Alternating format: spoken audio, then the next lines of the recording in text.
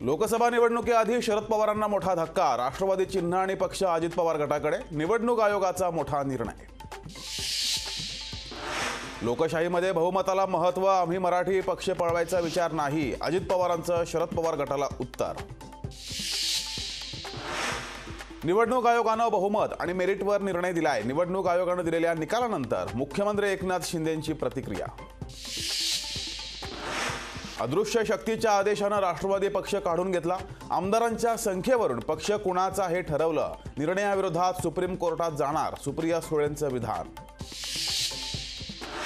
शरद पवार गटानं चिन्ह नाव सुचवावं। आज 4 वाजेपर्यंत पक्ष चिन्हाचा पर्याय द्या, अन्यथा अपक्ष म्हणून मान्यता मिळेल।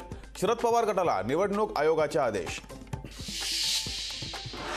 निवडणूक आयोगानं दिलेला निर्णय हा धक्कादायक निकालाला आम्ही सर्वोच्च न्यायालयात आव्हान देणार।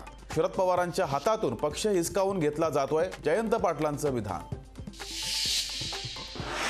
अजित पवारांना पुन्हा पक्षात घेणं चुकीचं होतं। अजित पवारांना उपमुख्यमंत्री करणं फारच चुकीचं। शरद पवार गटाचे नेते जितेंद्र आव्हाड यांची प्रतिक्रिया।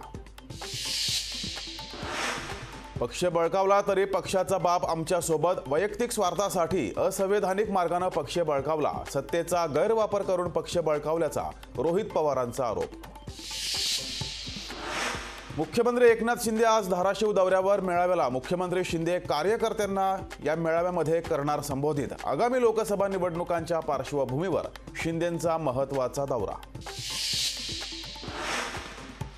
मराठा आंदोलक जरांगे पाटील महाराष्ट्र दौऱ्यावर। जरांगे पाटील आज नवी मुंबईतील मराठा महोत्सवाला राहणार उपस्थित। राज्यातील निवासी डॉक्टर विविध मागण्यांसाठी आजपासून संपावर जाणार। संपाचा रुग्णसेवेला फटका बसण्याची शक्यता। गोळीबार प्रकरणी आमदार गणपत गायकवाडांसह दोघांची आज वैद्यकीय तपासणी। शिंदे गटाचा शाखा प्रमुख महेश गायकवाडवर केला होता गोळीबार।